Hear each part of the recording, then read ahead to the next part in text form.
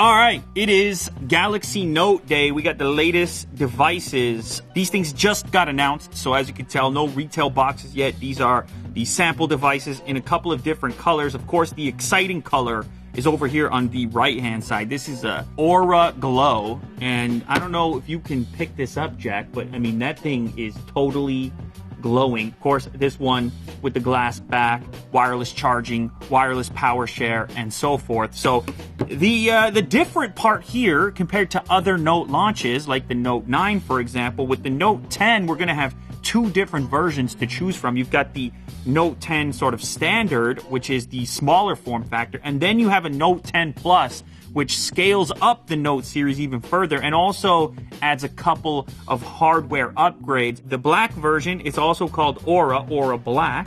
As you can see, this is sort of a more standard taste. I think, is there also going to be a white one, Will, just for sort of special retail situations or certain markets? Or white. Okay, so we don't have that one represented, but there's going to be another one as well. If you look closely, you can tell there's a slight difference between the standard Note and the bigger Note. That is this little extra camera lens here in the center. I believe that's a time of flight sensor, so that adds to the triple camera array that you see on the left hand side. This is going to give you an ultra wide, a standard, and a zoom. So the actual camera specification, 16 megapixel f2.2 ultra wide. You have 12 megapixel f1.5 and 2.4 with optical image stabilization, and you have a 12 megapixel f2.1 for the telephoto. Also, I'm noticing that the camera hump doesn't stick out too far. It's sort of in line with what you'd expect with this degree of cameras installed. Now, of course, it's the Note series, so you got the pen included on all these devices. Apparently, it's a new design. Will was telling me it's a unibody construction, so I guess it's a little more sturdy. This one is in this cool kind of chromish, bluish, purplish color going on. It's got the button on the top, as you could tell. Okay, and it does, I mean, it feels sturdy. This is what I was curious about when the rumors first started circulating that there was going to be two different form factors. I was like, that's kind of strange because the Note series is sort of made its name on being the biggest device. I mean, back in the day when the first Note series launched, people were like, that's crazy. Who would ever carry that? They had to come up with crazy words like phablet. You don't hear that anymore, obviously. But now we have two, so it's a bit confusing from that standpoint on like, well, what does the Note really represent? But of course, they did the same thing that pretty much every other lineup is doing in adding this Plus model to just provide greater variation. So I think the power users are going to go for the Plus model, and then maybe the more budget conscious or people who really value single-handed portability functionality, they might go for the standard version as well. But we should talk about some of those hardware differences between the two. The battery on the little guy comes in at 3,500 milliamp hours, whereas the big one is 4,300 milliamp hours. So these are kind of the numbers you would expect for a flagship device along these lines. On this big guy, it's going to be 3840, so WQHD+. On the little guy, it's FHD+. So as you know, with these types of devices, a lot of the battery life is consumed by the display and the pixels that are being pushed. That said, you can go into the OS on these Galaxy devices, previous Galaxy devices, and pick your resolution for the various attributes you may want to select for. If you want better battery life, you could toggle back the effective resolution, and so on. This is where you're going to notice the other sort of distinctive characteristic of this device, which is what they're calling the Infinity O display. That's this hole punch at the top here. So the hole punch thing started with the previous S series devices, but they put it up to the side. It was in the top right corner, which I didn't mind. I thought, okay, this is an area where you've got some screen real estate to work with that's kind of underutilized to begin with in the top right corner. So I was like, that makes sense to put it up there. I made the argument for it at that time. That said, from a design perspective, it wasn't symmetrical. In this case, the hole punch has gotten smaller. Of course, it's a single camera cutout as opposed to the Plus model of the S series, which was a dual front-facing camera cutout. It's a pretty aggressive screen-to-body ratio. There's a tiny little chin here, tiny little forehead, and bezel around the edges. You have the typical glass screen curvature happening on the sides. But one thing I'm liking straight away is the fact that the bezel is near identical on the sides and top and only ever so slightly thicker on the bottom. So you don't have this effect where you're like noticing the fact that there's a chin on the device. So the devices are now both set up, and this is your first glimpse into the display. I mean, it's kind of what you expect. These are maxed out on brightness right now, and they're actually quite comparable. This one on the left is 6.8 inches, and this is 6.3. Now, having handled them to set them up, I do have to say, the little one is super comfy. So it's a bit unfortunate that you have to take a step down from a specification perspective. That said, you step up to the big guy, and there's some advantages here as well. If you're a power user and so forth, you know, you get your YouTube open. I don't know which one more people are going to opt for. Obviously, there's also the cost component.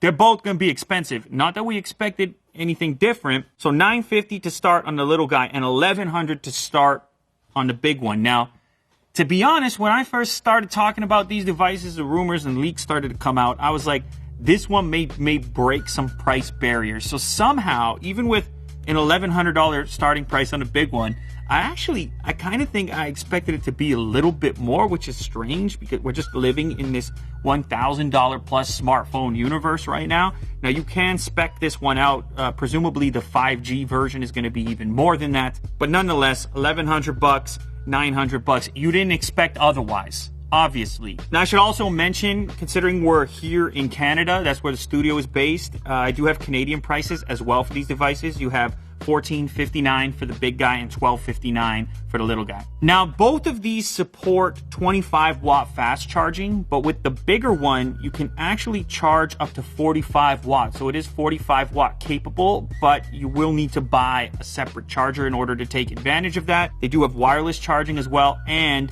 wireless power sharing, so you can tap them together and charge one another. Oh, I almost forgot. The other difference, this is an important one if you are that power user that I referenced earlier, 12 gigs of RAM versus 8 gigs of RAM. Okay, there. Let's do what we usually do. Let's get a quick reference here on the speaker quality. I always test the speakers. It's important to me. Most cash-rich company. Oh, wow. All right. So maybe you get like a nice that's I'm happy with that. AKG headphone. And then you don't have to cry. It's got some low end in it, which is typically what I'm looking for. It's firing from multiple locations, so up around the earpiece and also from the bottom unit. Most of the sound, especially the bass component out of the bottom one. You don't see a lot of them. They just never took off, really. This is what your black bars look like, but if I go ahead and zoom in, this should give you an idea of how what it looks like when you fill the frame. I mean, it's a small hole punch. It's definitely an improvement on a notch, in my opinion. But you can get a sense for it right there. Well, fine, you have a small hole punch here, but like when it was up in the corner, it was kind of a bit more out of the way. And that's true. That's a bit of a trade-off there, particularly when you're watching fully zoomed in video. I mean, you can see against the white background, you got this little black dot right here. Where this really has its benefits is when you're in the phone as a phone and not necessarily within a video, where the symmetry just sort of makes sense to your brain, to your head. Like, as you can see, your Wi-Fi, battery life, and so forth, they're almost the exact same height as this particular hole punch. And so, I don't know, there is something pleasing about the layout, at least the idea. This one being in a more typical location in the center gives you sort of the perfect framing for a selfie. I'll go ahead, actually, now would be a good time to showcase that. Okay, so it does have a wide setting, but it's the same camera, so it's just a crop by the looks of it. HDR is on, but otherwise I think it's in its original status. Let's do what we do. There's a little glimmer in the eye. None of the highlights are not blown out. It goes beyond the actual beard hairs on that test. I mean, you could pick up the pores. I look for the detail. Now, I'll go ahead and turn off the HDR, though it's on by default. I think most people are going to use it. It's going to save you from that highlight blowout that happens frequently. You're in the sunlight and whatnot. So HDR is now off.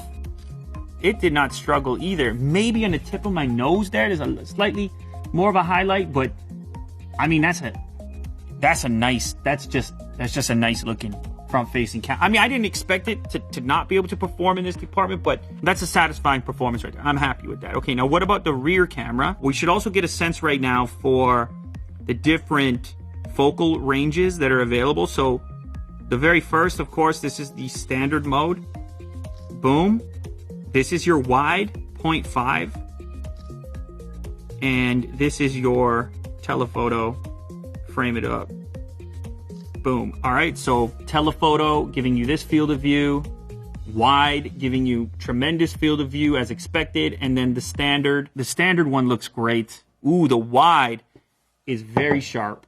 So to put this like in comparison, I think the last smartphone I shot, I noticed that the wide was substantially less sharp, particularly in the center of the frame when compared to the standard focal range or the default camera on the device. That's one area where I've noticed some discrepancy with these multi-camera smartphones. Contrast, saturation, white balance across the different cameras when you switch between them. But as you can tell here, these are all pretty interchangeable. Like they're performing in a similar fashion in those various departments. Of course, you have the pro mode if you want to get crazy, change ISO, change your white balance, autofocus, and whatnot. If you want to do that independently, you could dive in there. There's also a night mode baked in. All right, lights going out real quick. We are effectively pitch black, but the phone is definitely not. I'm telling you, it's pitch black in here. I mean, not to you. You can see the shadows somehow. Look at the detail. It's incredible. In video stabilization here called Super Steady. Let's do just, I don't know, let's just do a quick clip here. I'm going to move it around. Try to screw it up a little bit. Let's get this. Oh, we lost that little figure. Let's put this lens right here. Wow. He's like a steady cam. I mean,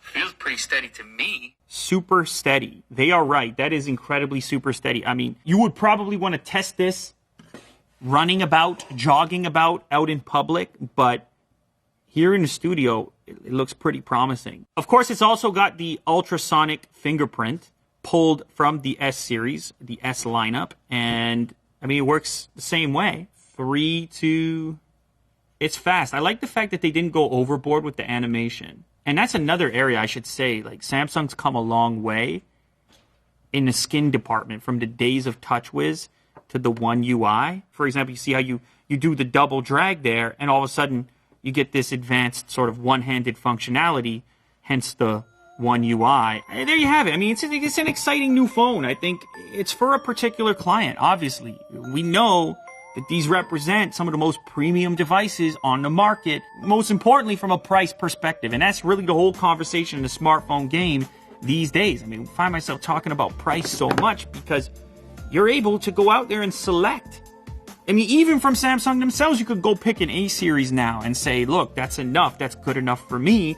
And these at the top end are increasingly becoming luxury devices. So you need to decide, like, is that extra money, am I getting the value out of it? Some of those added features, maybe a slightly bigger battery, maybe 12 gigs of RAM. Do I need 12 gigs of RAM? What am I doing? Am I gaming on the device? So on and so forth. The pen, I mean, what can we say about the pen? I was never a huge pen guy. But that said, every time I daily drove the Note series, I would take it out from time to time, you know, especially for those extended sessions on the phone. There's something about the precision of the pen, which can be addictive, and maybe it could work into your flow somehow. Speaker sounded good, really fast charging. It is what you think it is. It's a very premium device with a premium price tag from Samsung. I think a lot of you guys are going to be impressed with it. I would like to stick my SIM card in it. Unfortunately, I can't just yet because these are sort of pre-release models. I'll probably have a retail version coming very shortly. There you have it. It is the Note 10 and Note 10 Plus for the first time, 2 options in the Note series. There it is. This episode is brought to you by dbrand. Now, you probably know dbrand makes skins. What you may not know is that they make cases and screen protectors. The Prism Screen Protector has a unique plug-in applicator that makes it easy to line up. The grip is a customizable phone case that allows you to change up the look of your device with any dbrand skin. Right now, you can get 20% off site-wide using the code UNBOX. Check them out at the link below.